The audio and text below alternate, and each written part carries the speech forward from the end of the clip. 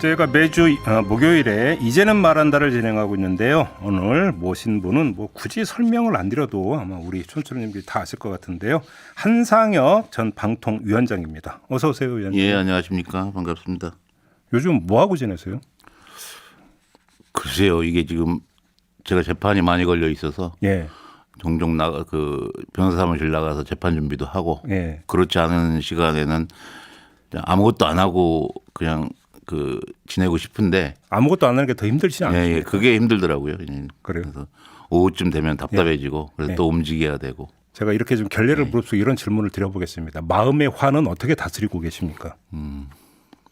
아니요, 뭐 어떡 하겠습니까? 저한테 겪어야 될 일이고 네. 감내해야 될 일이라고 생각을 해요. 네. 근데 뭐 화는 나죠, 여러 가지로. 예. 예. 그래요? 예. 아, 화는 난다. 네. 재판은 지금 어디까지 진행이 됐습니까? 형사 재판은 네. 1회길이 진행됐고 두 번째 재판길이 8월 말로 잡혔고요. 이제 시작이네요. 예, 시작이고 그건 뭐 오래 걸릴 것 같다는 생각이고. 그리고 행정 재판은 아직 본안 재판은 시작을 안 했고요. 집행정지만 지난 13일 날 항고심 신문기일을 진행을 했어요. 아, 일단은 그 집행정지 신청 안 받아들인 거에 대해서 항고를 했고, 예. 그거에 대해서 했고, 13일 날 신문기일을 진행을 했습니다. 그럼 좀 이따 나오겠네요. 항고 결과는? 뭐 재판장께서 조속한 시일 내에 결론을 내리겠다고 그랬는데 네. 그래서 이번 주초쯤 나지 않을까 생각을 했는데 주초가 좀 지나가고 있네요. 오늘이 7월 20일인데 원래 이제 그 위원장님의 임기는 이달 말까지죠. 예. 근데 이달 말 지난 다음에 그 받아들여도 실효가 없기 때문에 안 받아들인다. 혹시 이렇게 가는 건 아닐까요? 그건 뭐 그때 되면은 이제 신청에 이익이 없다고 집행정지에 실익이 없다고 판단을 할 텐데 네. 지금 당시에 신문기일 당시에 저는 직접 안 갔지만 변호사들 얘기는 네. 빠른 시일 내에 결론을 내리겠다 뭐 이렇게 얘기를 했으니까 그 얘기는 그 임기 전에 결론을 내리겠다는 취지가 아닌가 이런 생각은 했습니다. 예. 알겠습니다. 좀 본론으로 돌아가서 결국은 이 모든 것들이 위원장님을 그 위원장직에서 밀어내기 위한 정치적 압박 과정이었고 그 결과다 이렇게 보시는 겁니까? 정리한다면? 예, 뭐 그런 측면이 있겠죠, 당연히. 그래요? 시작부터 같이 갈 수 없다라는 메시지들은 계속 내왔지 않습니까? 예. 아, 그래요? 자, 그러면 사퇴 압박을 언제부터 느끼셨어요, 저기? 아니 그거야 뭐 이번 정부 시작되면서부터 원치 않겠구나라는 생각을 했는데. 어떤 게 계기? 그 국무회에 오지 말라고 한 거 그게 예, 계기였습니까? 물론이죠. 예, 그때부터 관련돼서 국무회의 문제는 법적으로는 뭐 그럴 수 있는 것 같긴 한데 그동안 이 수십 년간 관행적으로 국무회의에 정부위원으로 참석을 하던 거를 참석하지 말라고 하는 거는 뭐 몹시 불편한 모양이다 이런 생각은 했죠. 그때 누가 연락을 했어요? 위원장님한테? 연락을 특별히 온 건 아니고요. 그게 이제 그 회의를 할 때 예. 당연히 국무위원들은 당연히 참석을 해서 뭐 그 권한을 행사를 해야 되는 거고 정부위원들 중에서는 참석해야 되는 정부위원이 있고 예. 참석할 수 있는 정부위원이 있더라고요. 나중에 보니까 규정상 해도 되고 안 해도 되는. 예. 근데 이제 권익이나 저희들은 해도 되고 안 해도 되는 걸 규정이 돼 있었어요. 근데 그 부분에 대해서 그전에는 뭐 구분을 안 했었는데 예. 이번에부터는 구분을 해서 그렇게 한 모양인 것 같습니다. 아니 그러면 뭐 아무튼 그래서 이제 참석 안 해도 된다는 연락은 취해 왔을 거 아닙니까? 아니 그게 거꾸로죠. 예를 들어서 뭐 참석 대상이다라고 해가지고 지정을 해서 통보를 하는 거지 오지 말라고 하진 않겠죠. 아, 그래요? 예. 그러면 위원장님이 알아서 안 가셨다는 말씀이세요? 아니죠. 그러니까 이번에 국무회의를 하는데 참석해라 몇 시까지 참석해라 이렇게 되겠죠. 연락이 안 오니까 예. 연락을 안 한 거 자체가 오지 말라는 뜻으로 받아들였다. 아니 받아들이는 게 아니라 그런 거죠. 그런 거다. 회의를 하면은 참석자들한테 언제 어디까지 오라고 통보를 해야 되는 거 아닙니까? 네. 예. 그런 과정인 거죠. 왜냐하면 그러니까 보통 국무회의는 보통 화요일에 예. 딱 정해진 시간에 열리잖아요. 그거 안 와도 그냥 모른 척하고 한번 갈 수도 있는 거 아닙니까? 그건 아니죠. 아 그런 건 아닙니까? 예, 프로토콜이 있는 건데. 아 그러면 항상 그러면 그 매주 열리는 국무회의 때 이렇게 연락이 왔었어요? 아니 그 전에? 그럼 몇 시에 어디서 아. 통보가 되는 거죠. 그냥 저는 항상 화요일 몇 시 딱 정해져 있으니까 연락 안 해도 알아서 자동으로 저기 출근 이런 줄 알았죠. 그게 아니었다. 예. 연락이 없었다. 아니 뭐 그거야 사전에 규정들이 돌고 그랬으니까요. 그런 그 법 규정이 그 할 수 있는 정부위원회에 해당된다. 그래서 필요할 때만 참석하면 된다. 근데 뭐 이거는 사실 그 보도가 다 나왔고 다 공개된 거고 이거 그리고- 말고 의무로 양으로 물러나 줬으면 좋겠다는 혹시 그 메시지를 받은 거 없습니까? 그게 지난 정부 때부터 뭐 이른바 직권남용 문제가 됐지 않습니까? 환경부도 그렇고 그래서 이 개선 라인에 직접 라인에 있는 사람들은 조심을 했던 것 같습니다. 그런데 이제 대신 국회에서 그렇죠. 국회에서 이런 데서 노골적으로 의사표시를 하고 물러나라는 얘기를 지속적으로 해왔죠. 그러니까 정리를 하면 그러면 용산에서는 예. 그 누구라도 예. 위원장님에게 물러나라의 미음자도 꺼낸 적은 없고 예. 그럼 그 직접 연락을 할 리가 없지 않습니까? 그건 예. 이제 그 얘기 의사를 표명은 이제 나중에 직권남용으로 걸릴 수가 있으니까 아니 물론 그런 일체 그런 거 없었고 다만 이제 국회에서 국민의힘 의원들이 물러나라. 예, 그런 얘기들은 사실 그것도 보도 많이 나왔어요. 많이 나왔죠. 예. 예. 지금 기억에 가장 많이 남는 의원이 누구예요? 뭐 굳이 제가 말씀 안 드려도 잘 아실 것 같다. 저 모르니까 여쭤보는 거죠. 저 기억력이 좀 떨어져가지고. 결국 뭐 과방위에 계신 분들이 네. 집중적으로 얘기를 하지 않았겠습니까? 나는 그래요? 예. 아니 그러면 물러나라라고 해서 뭐 기자회견이나 이런 것도 저는 기억이 나긴 하는데 의무로 혹시 연락 온 건 없습니까? 의원들은? 아니 뭐 그러진 않았습니다. 아니 회의장 밖에서 이제 그 비공식적인 마주침 이런 것도 있잖아요, 사실은. 아니, 근데 그 사적인 자리에서까지 그렇게 하진 않죠. 사적인 자리에서 그러진 않는데 네. 공식적으로 지속적으로 문제들이 발생을 했지 않습니까? 예. 그래서 뭐 내부 문제 그리고 그 방송사의 문제 그리고 제 개인적인 문제 이런 부분들을 언론이 뭐 보도를 할 때마다 그거 좀 예, 문제 삼으면서 그 공식적으로 그만두라는 뭐 메시지를 계속 내왔었죠. 네. 그러면 그 국민의힘 소속 의원들도 이제 물러나라라는 어떤 이제 공개적인 입장 표명은 있었는데 그것 이외에 다른 경로를 통한 그러니까 그 요구는 전혀 없었습니까? 예, 뭐 그럴 리가 있겠습니까? 그래요? 예. 기억에 남는 그 특정 의원을 꼽아 달라는 어떤 이 질문은 그건 안 하겠습니다. 뭐 머릿속에 떠오르는 분이 있긴 한데 있죠, 저도요. 있긴 있구나. 예. 그러면 실명은 밝히지 않고 그분이 이렇게 기억에 남는 이유는 뭡니까? 아니 제일 많이 말씀을 하시고 좀 표현도 거치시고 이러셔가지고. 그래요? 예. 그 동료 방통위원들은 어땠어요? 과정에서 특히 그 국민의힘 추천 의원들이 있잖아요. 많이 불편해하셨어요. 어떤 식으로 관계가 어땠어요, 좀? 아니 뭐 일상적으로야 저희들 아시다시피 제 임기 동안 그 모든 안건들이 합의로 처리가 됐고 뭐 예를 들어서 흔히 있는 뭐 퇴장이라든가 이런 건 없었거든요. 그랬습니까? 논의를 다 합의였습니까? 합의했죠. 표결 표결을 한 사항은 당연히 표결이 필요한 절차들이 있죠. 예를 들어 인사사항 같은 경우에는 그 무기명 투표를 해야 되고 이런 절차들이 있어서 했지만 그 대부분 뭐 그 충분히 논의를 하고 논의 결과 합의를 하고 뭐 전원 일치 의견으로 그러면 예. 예를 들어서 여 추천, 야 추천 가리지 않고 그래도 상당히 원만한 관계 속에서 논의할 거 다 논의하고 결정할 거 결정했다. 예, 입장은 뭐 각자 다 다를 수가 있었지만 예. 적어도 형식적 절차적으로는 그 합의에 의해서 모든 문제를 처리해왔다고 생각합니다. 그게 윤석열 정부가 출범한 후에 태세 전환이 이루어진 겁니까? 그러면? 그 뒤로는 예. 그 뭐 여러 가지 문제가 있죠. 그 이 업무 처리를 하는 과정에서 이 비단 상임위원들 간의 문제만이 아니고 네. 직원들의 문제도 있지 않겠습니까? 직원들 문제라는 건 어떤 말씀이세요? 예를 들면은 뭐 중요한 그 진행하고자 하는 업무들이 있는데 예. 그런 부분들을 직원들이 적극적으로 추진하기 곤란한 분위기 뭐 이런 것들이 있지 않았겠습니까? 예. 지금 여당 추천 방통위원이 뭐 직원을 불러가지고 뭐 그러진 않았다고 하더라도 예. 그게 뭐 직원들 스스로일 수도 있고 뭐 여러 가지 그 경로에 어떻게 원인은 어떨지 모르지만 직원들이 이제 기류 읽고 알아서 땡땡 요거 알아서도 있을 수가 있고 예. 또 뭐 얘기가 있을 수 있지 않겠습니까? 그래요? 필요로 하는 일들을 진행하는 과정에서 많은 어려움이 있었다는 건 사실이죠. 예. 조금 전에 언론 보도를 말씀하셨으니까 조선일보가 그 위원장님 농지법 위반 의혹을 제기한 바가 있었어요. 예, 예. 지금도 기억에 사연하시죠? 예, 지금도 그 통지를 2차례 받았는데 아직 끝났는지 안 끝났는지 모르겠습니다. 통지란 게 어떤 통지요?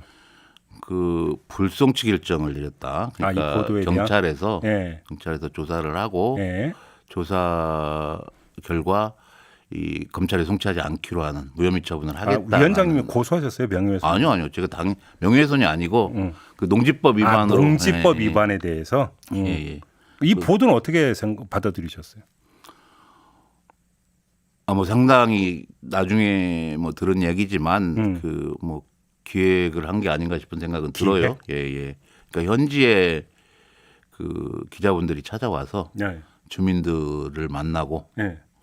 만나서 주민들 중에 일부는 뭐 아버님하고 제 동생들이 농사를 지었다 이런 얘기를 했는데 이 뭐 거의 윽박지르는 수준으로 이 당신이 그 책임질 수 있느냐 뭐 이런 식으로 취재 과정에서 몰아갔다. 예. 뭐 그런 얘기도 그 주민들이 뭐 대전 사는 저희 동생들한테 해줬다는 얘기로 들었습니다. 아 그래요? 그러니까 특정한 목적을 가지고 취재부터 들어갔던 거다 이렇게 보시는 예, 겁니까? 근데 그 특정한 목적이라는 게 사태. 뭐 결과적으로 그렇지 않겠습니까? 그래요. 예. 사태를 위한 어떤 그 여론 환경 조성을 위해서 이 보도, 이 취재에 들어간 거. 보도했고 그 이후로 그 문제로 사퇴하라는 얘기를 많이 했지 않습니까? 네. 예. 그래. 그래서, 예. 아무튼 근데 가슴에 손 얹고 농지법 위반한 적 없다 이런 말씀이신 거죠? 그 농지법 위반 문제가 지금 그 농막을 설치했다는 건데 네. 일단 그 아버님 살아계시기 전에 하신 거고. 좀 잠깐 이거 기억 가물되시는 분들도 계니까 잠깐 설명을 해야 되는 거. 농막을 설치했잖아요. 예. 이게 언제 어떻게 설치가 됐던 거예요? 2018년도 경에 네. 아버님 돌아가시기 전에 네. 아버님이 그 땅에서 농사를 지셨어요. 그러니까 그 유일한 취미 생활이셨었죠. 계속 일 가서 작물 재배를 하시고 하셨는데 이게 뜨겁잖아요. 그렇죠. 그러다 보니까 동생들이 뭐 그 쉬실 공간이라도 만들어 드려야 되겠다 싶어서 전문 업체에 맡겨서 규정에 맞게 설치하고 신고까지 끝낸 거거든요. 6평 이하로. 예. 농막은 원래 그렇게 돼 있습니다. 예. 그랬는데 느닷없이 그때 이제 뭐 취재하시는 분들이 저한테 제가 전화를 잘 안 받는데 네.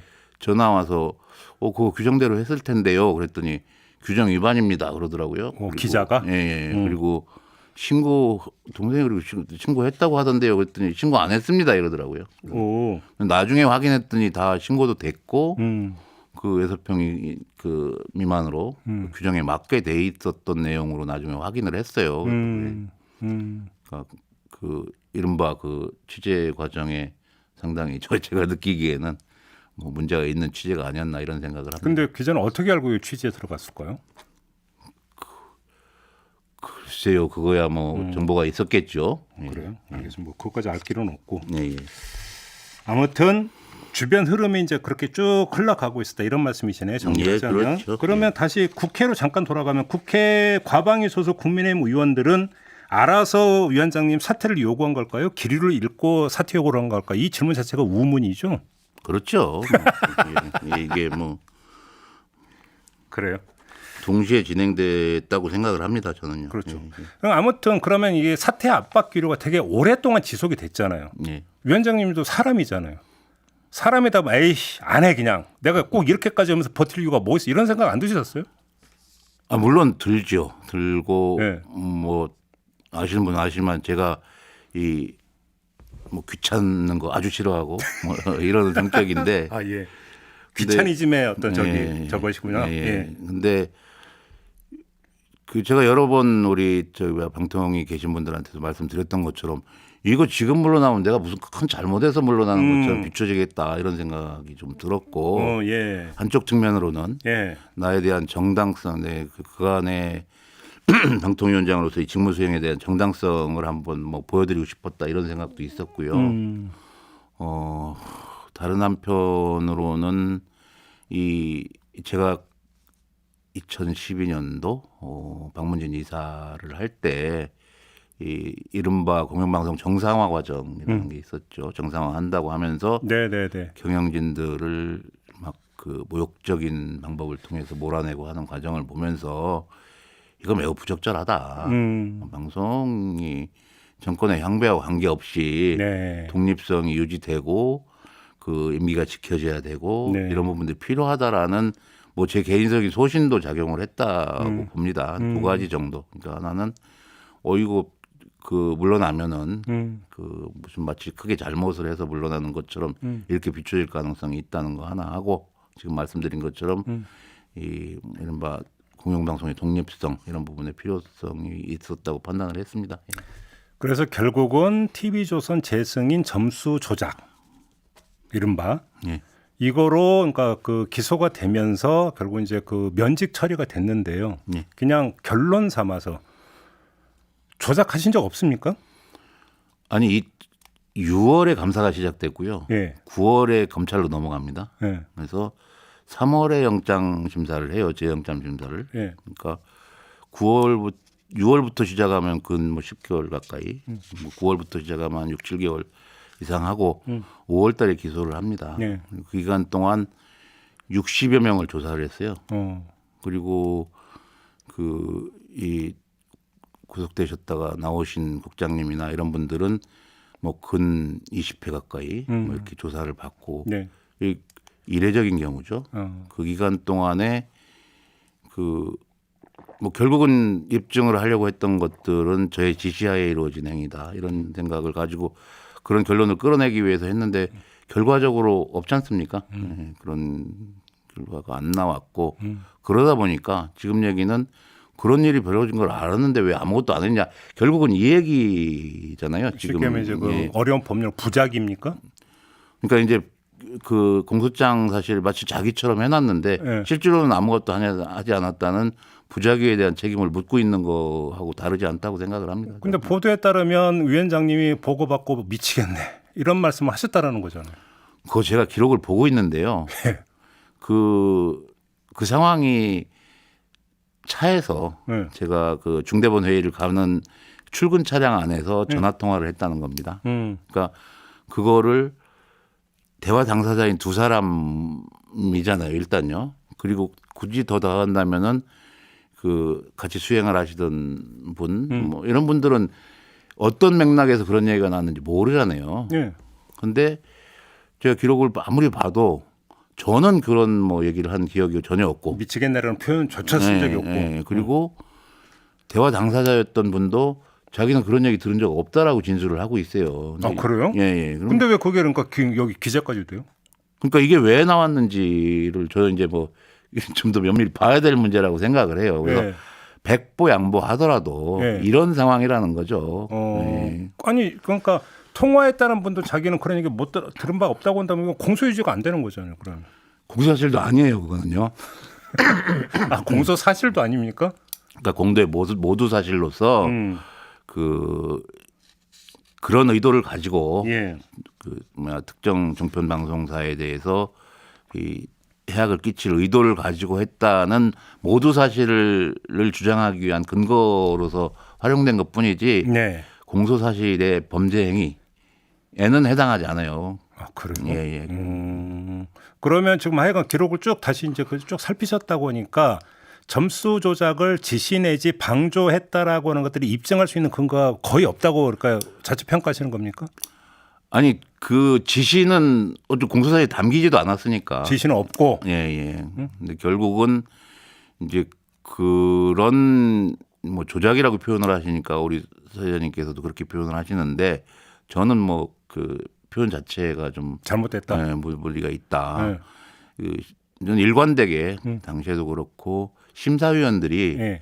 자기 점수를 그 심사 기간 내에 수정한 행위다. 근데 그게 그 검찰 공소사실에 기재되어 있는 것처럼 일부 그 최종적인 집계는 아니지만 전날 그 잠정 집계한 집계 결과를 알고 수정을 했느냐 모르고 수정을 했느냐 이런 차이지만 그렇죠, 그렇죠. 어떻게 보더라도 그렇죠. 점수 수정은 본인의 의지에 의해서 이루어진 거다 저는 그렇게 생각을 하거든요. 점수 조작 사건이 아니라 점수 수정 사건이 됩니다. 수정이죠 수정. 예, 예. 그럼 제가 이렇게 해서 다른 TV조선 재승인 심사 말고 예. 다른 심사에도 점수가 수정된 경우가 여러 번 있습니까? 아니 뭐 제 임기 중에 뭐 그 있었던 경우는 뭐 TV조선 건하고 그 뒤로는 문제가 된 적이 없으니까 네. 그런데 점수 수정은 그 전에도 계속 있어 왔다고 얘기는 저도 들었고 아, 그래요? 보도도 된 적이 있었죠. 네. 그런데 네. 이전에는 점수 수정을 하겠다고 심사위원이 얘기를 하면은 채점 용지를 바꿔줬는데 이번에는 담당하신 과장님께서 워낙 원칙주의자라서 아, 그거를 바꿔주지 않고 예, 기록에 남겨야 되니까. 예, 그 삭선을 하고 음, 뭐 예를 들면 뭐 몇자 수정 뭐 이렇게 하는 것을 표기를 해놨다는 거죠. 예, 예, 기록에. 예, 아, 그런 그렇게 된 상황. 거다. 예, 예. 그러니까 오히려 더 원칙을 강화한 거다. 예, 원칙적으로 했다고 저는 들었고 그렇게 알고 있습니다. 그리고 결과적 보더라도 그런 것 같습니다. 예, 예. 그래요. 알겠습니다. 아무튼 근데 이 문제와 관련해서 이런 선입견이 이 바탕에서 작동을 하고 있는 것 같아요. 위원장님이 정치 편향적이다 보니까 TV조선 보기를 아주 그러니까 그 속칭 삐딱한 시선으로 바라봐서 상황이 여기까지 온 거 아니냐. 이런 어떤 선입견이 깔려서 작동하고 있는 것 같은데 어떻게 받아들이십니까? 제가 청문회 때도 그런 질문을 많이 받았습니다. 예. 그래서 제 답변은 그 자연인 개인 한상혁과 예. 방통위원장 한상혁은 다르다. 어. 그리고 방통위원장을 직을 수행을 하기 위해서는 뭐 투명하고 공정하게 진행을 해야 되는 게 맞다. 그렇게 하겠다라는 의지를 말씀을 드렸었고요.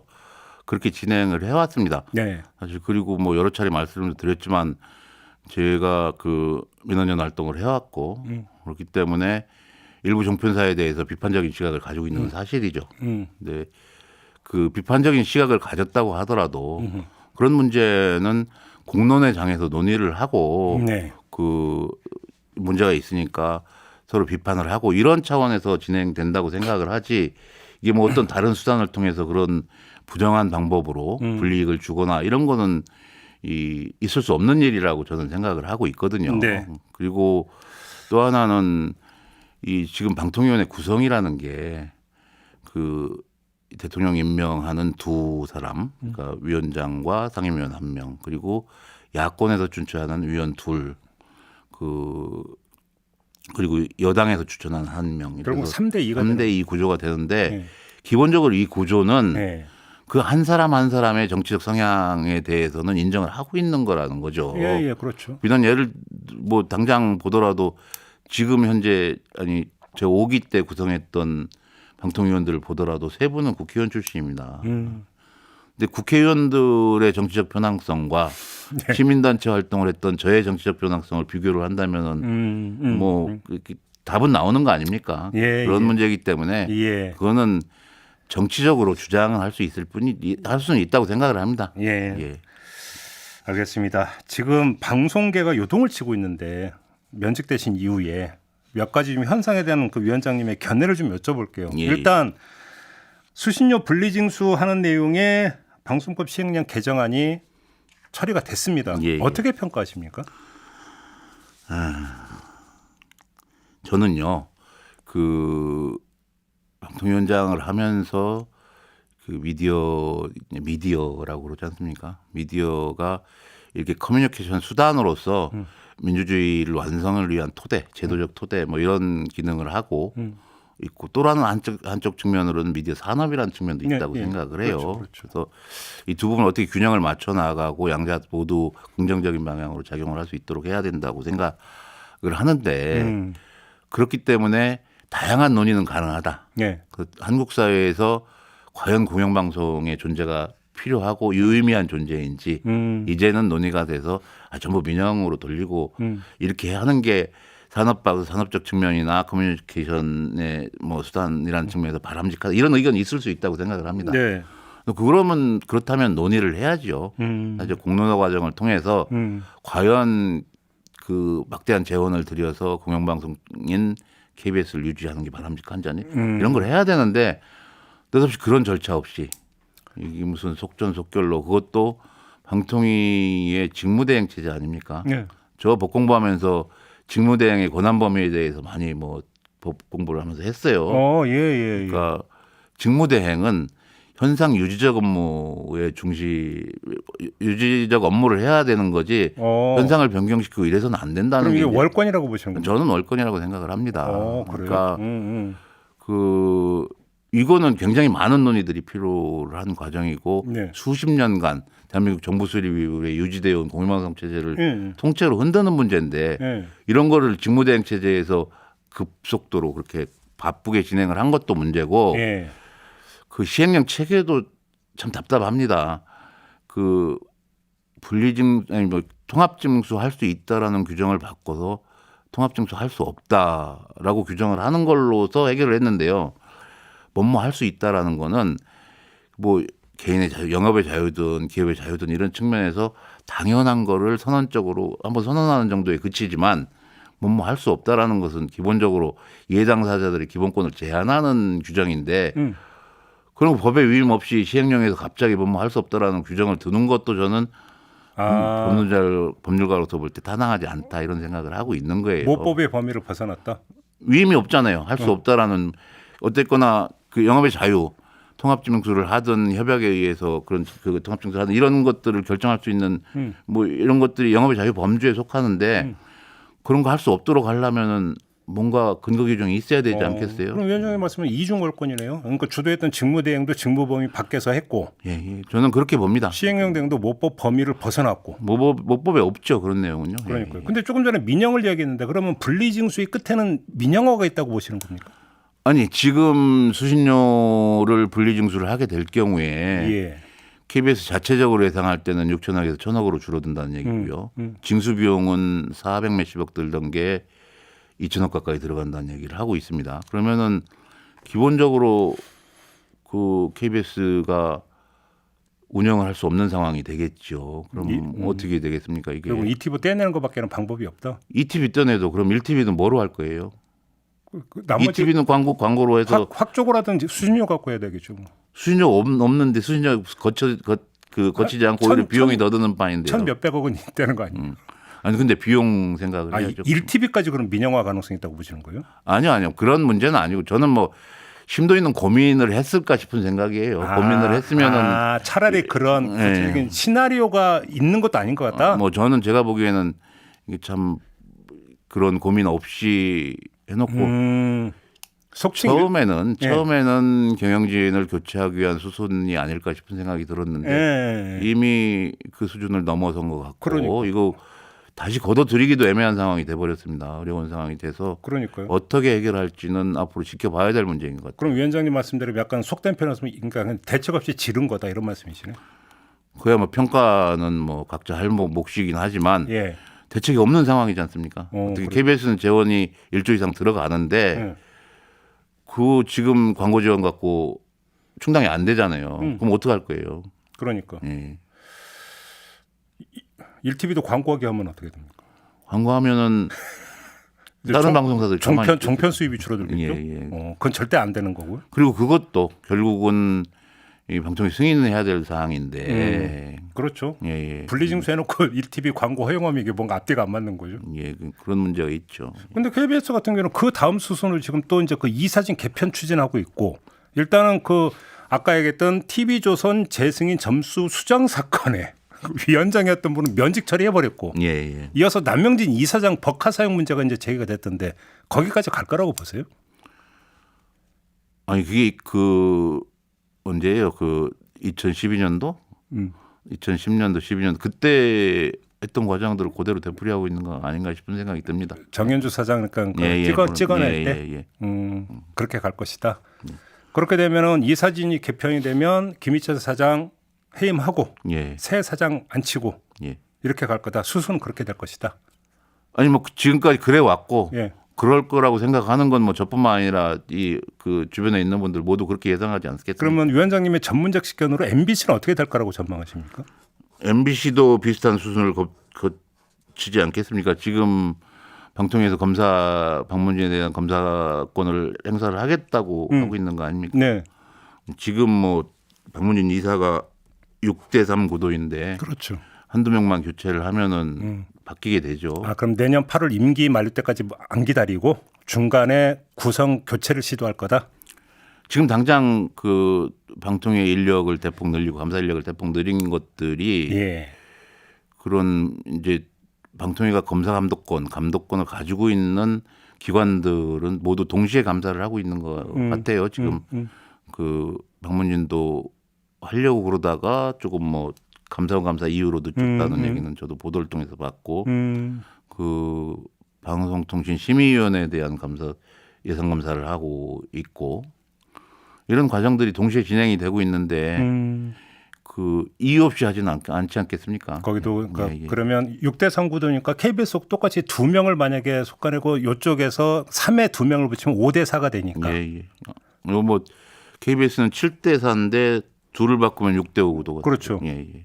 MBC는 이제 5대4가 되는 거고. MBC도 2명만 바꾸면 그리고 나서 이제 그 속칭 이제 사정 날리고 이렇게 된다는 겁니까? 뭐 절차는 과정은 뭐 예상이지만 그 전에 그렇게 해왔던 거를 비추어 볼 수밖에 없지 않겠습니까? 경로는 거의 똑같이 가져가는데 그러면 그 지향점은 결국은 총선 전에 이걸 다 바꿔놓는다. 이게 지금 지향점이라고 보십니까?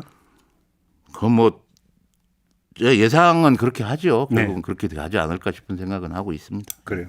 근데 근본적으로 정권이 바뀔 때마다 이 공영방송이 이렇게 몸살하는 거 있잖아요. 네. 이거 끊어야 되는 거 아닙니까? 어떻게 해야 된다고 생각하세요? 점점 더 심해지는 것 같아요. 오히려? 해결책이 안 보이죠. 예. 예, 예. 이전에는 그 제가 방문진 이사를 할 때 이전에는 이렇게 심하지 않았었거든요. 아, 그래요? 예, 예. MB 때 심했잖아요. 아니 그러니까 제가 MB 때인데 그때부터 아주 극단화되기 그때부터. 정치권의 영향력이 극대화하기 시작한 게 그때부터라는 생각이 듭니다. 저는요. 그래요. 예, 예. 근데 그때 이제 대변인했고 홍보수석했던 분이 이동관 현 특보 예. 위원장님 다음으로 지금 지명될 거라고 그러니까 다들 이야기하는 그분 아닙니까? 예, 예. 그렇죠. 그분이 방통위원장이 되면 어떤 그림이 그려질 거라고 전망하십니까? 아니 뭐 이미 지금 진행이 되고 있는 것들이죠. 네. 예, 예. 진행되고 있고 그렇게 되면은 밑그림상으로는 그 이전에 완결을 하려고 할 거라는 생각은 그 전부터 가지고 있었는데 저는 취임하기 전에 그래서 이제 그 이런 문제를 어려운 정리하고 문제들 정리를 할 거라고 생각을 했었는데 예. 뭐 그 순서대로 가고 있는 것 같다는 느낌입니다. 저는요. 아, 그래요? 예, 예. 그래서 이게 그 수신료 분리징수 같은 거 거의 뭐 엄청난 속도전으로 진행이 됐잖아요. 예, 예. 그리고 일각의 분석은 차기 방통위원장이 임명장 받기 전에 이걸 끝내가지고 본인과 연결 짓는 것을 고리를 끊기 위한 속도전이다 이런 분석이 있었는데 그렇게 보세요?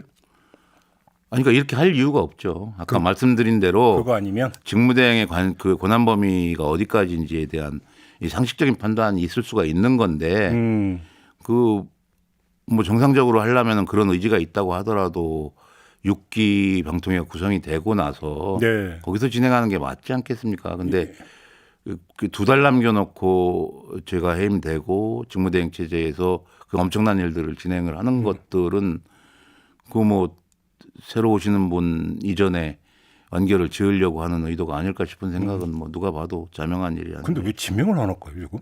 예? 지명을 안 하네요? 아니 지금 지명을 해도 지금 인사청문 절차를 그 생각을 하면 지금 위원장 공백이 발생하는 거잖아요. 8월 23일이 아마 김효재 의원님하고 김현 의원님이 임기 말일 겁니다. 예. 그때 맞춰서 하려고 하는 건 아닌가 싶은 생각도 드는데 왜요? 그거야 뭐 그러면 2명밖에 안 되잖아요 지금. 지금 3분이잖아요.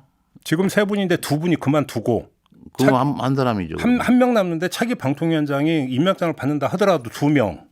이제 최민희 위원은 어떻게 되는 겁니까?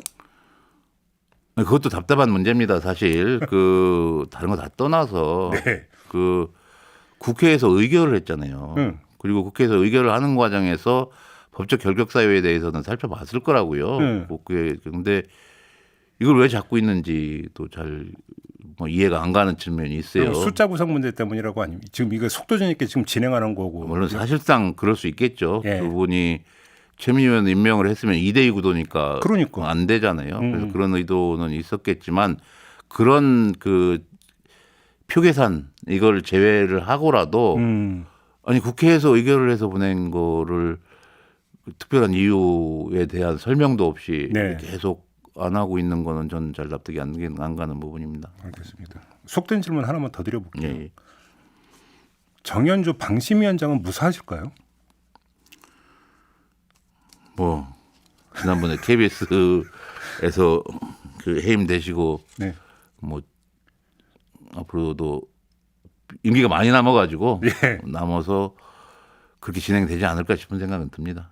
그렇게 진행된다는 게 또 뭐 중간에 예, 해촉 절차를 밟지 않을까 싶은 생각이 혹시 들어요. 정현주 위원장 혹시 뭔가 최근에 만나거나 대화 나눠보신 적은 없으세요? 아니요, 최근에는 없습니다. 예, 그래요? 예, 예. 혹시 정현주 위원장 본인도 혹시 그걸 그렇게 될 거라고 혹시 받아들이고 계시던가요?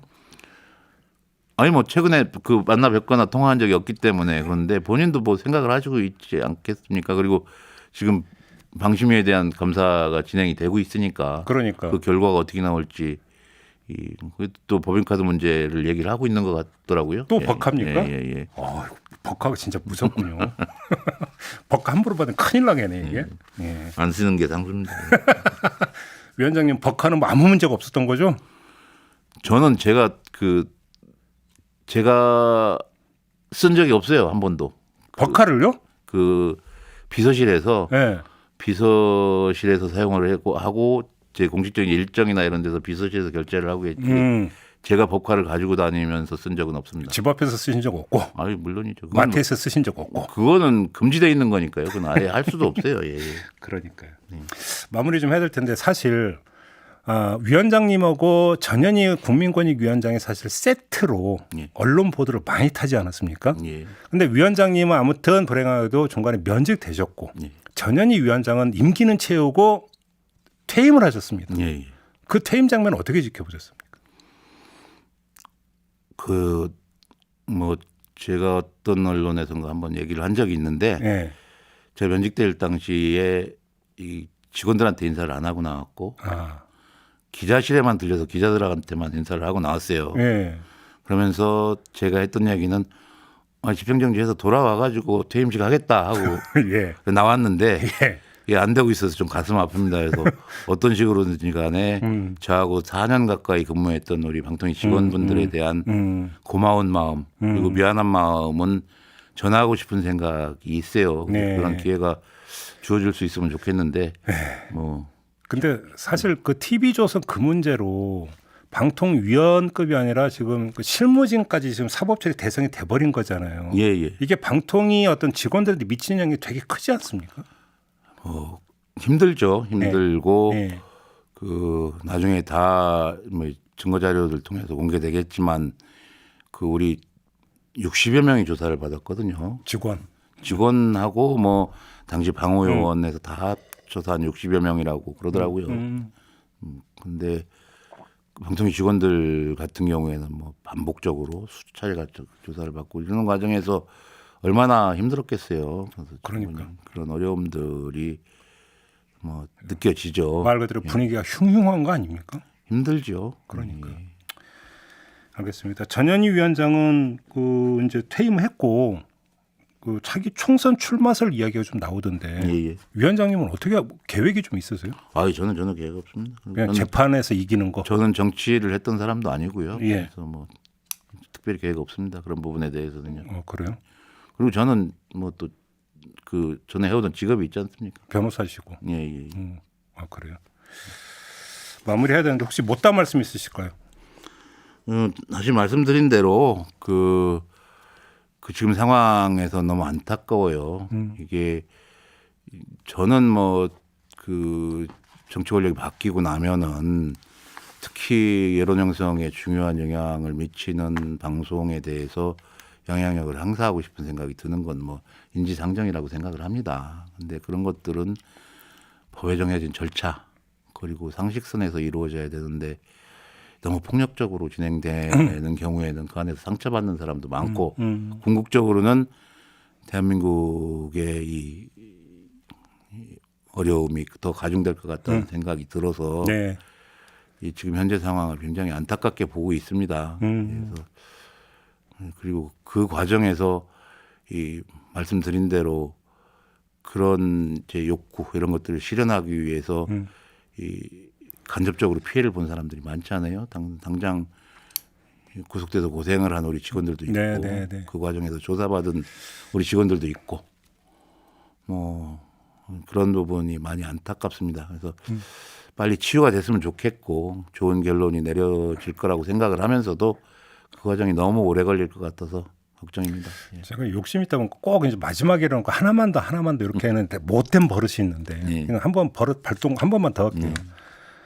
그러니까 뭐 다 버스 지나간 다음 얘기지만 일각에서는 민주당이 그때 방송관련법 애당초 얘기했던 거 그때 처리했으면 공영방송 구조가 지금 이렇게까지 논란이 되고 평지풍파 일으키지 않는 거 아니냐 이렇게 지적하는 목소리도 있거든요. 어떻게 생각하세요? 그 공영방송 거버넌스 문제, 그러니까 그 지배구조의 문제는 논의가 많이 돼 왔고 그 부분에 대한 의견도 다양합니다. 네. 그래서 그 백인이면 백인 백색이라고 생각이 들어요. 그래. 그리고 제 경험상 예전에 뭐 그 독일의 공영방송 ZDF 이사회에 참관을 한 적이 있는데 그분들도 그러시더라고요. 독일이 오랜 역사적인 경험 속에서 ZDF 이사회를 막 뭐 수십 명 구조로 만들어 놨음에도 불구하고 예. 정치적 그 영향력이 완전히 없어지진 않는다. 완벽한 대안은 없다. 대안은 없다. 그래서 두 가지 측면, 언론인 스스로가 독립성을 지키겠다는 생각, 그리고 내적 자율성을 확보하기 위한 제도, 그런 것들이 바로 이제 뭐 단협이나 이런 부분이라고 생각을 해요. 예. 그런 것들이 갖추어지고 그거하고 이른바 지배구조 문제에 대한 법적, 제도적 뒷받침 이런 것들이 총체적으로 같이 어우러져야지 뭐 바꾼다고 해서 해결이 되겠습니까? 예를 들어서 이 KBS 이사회, 박문진 이사회를 어디 몇 명 이런다고 해서 해결이 될 문제는 저는 아니다. 아니라고 봅니다. 그래서 결국 그 과정에서 구성원들 모두가 결국은 노력을 해야 될 문제. 정치권용으로는 자강이 중요하다 이런 말씀이시네요. 뭐 그런 측면들이 하나만 더요. 예. 위원장님이 계실 때 TBS가 지금 존폐기로에 내몰리지 않았습니까? 예. TBS가 광고를 하게 허용해달라고 했는데 방통위가 안 받아들였죠. 예. 지금 돌아와서 생각을 볼 때 그때 결정 잘하신 결정이라고 생각하십니까? 저는 크게 문제가 없었다고 생각을 해요. 그래요? 그래서 저도 SNS를 보다 보면은 이제 저에 대한 비난 중에 하나가 그 문제예요. TBS 광고를 허용을 안 해줘서 그렇다 얘기를 하는데 TBS 재원 규모에 비추어서 상업 광고를 허용해서 벌어들일 수 있는 금액이 굉장히 적어요. 아 그래요? 그래서 그걸로 운영이 안 됩니다. 기본적으로 TBS는 그 서울시의 재원으로 운영이 되는 구조가 될 수밖에 없고 그리고 만약 상업 광고를 허용을 하게 되면은 그 서울시의 재원 지원이 줄어들거나 없어질 수밖에 없는 구조이기 때문에 본질적으로 똑같다. 더 어려움이 있을 것이 예상이 된다. 그리고 또 하나는 TBS의 광고 지원이 풀리게 될 경우에 큰 방송사는 상관없지만 경쟁적 위치에 있는 중소방송사들 특히 뭐 종교방송이라든가 이런 라디오 방송들이 광고 지원 문제에 있어서 심각한 타격이 있을 거라고. CBS나 이런데. 그럴 거기 때문에 아무도 찬성을 안 하죠. 기존 방송사는 당연히 찬성 안 하죠. 그러니까 그런 문제들이 복합적으로 작용을 하는 거기 때문에 그걸 그 말씀 드릴 기회를 주셔서 고맙다는 생각이 드는데 그 가슴에 짐이었어요. 그래요? 광고를 TBS 광고를 해주지 않아서 지금 이 사태가 왔다라고 제 판단으로는 그렇지 않다라는 생각을 하고 있습니다. 아니 아무튼 조례를 다시 바꾸지 않는 이상 내년 되면 저거 문 닫아야 되는 상황이잖아요. 그렇죠. 문 닫아야 되죠. 문 닫으면 안 되잖아요. 근데 이게 뭐 알아서 해결을 서울시 결국은 서울시 의회가 뭐 어떻게 해법을 찾아야 되는데 되죠. 알겠습니다. 오늘 어려운 자리 모셔서 얘기 좀 나눠봤는데요. 시간이 꽤 흘렀네요. 이렇게 좀 마무리해야 될 것 같습니다. 오늘 말씀 잘 들었습니다, 위원장님. 감사합니다. 네, 저도 함께 올라가겠습니다. 고맙습니다.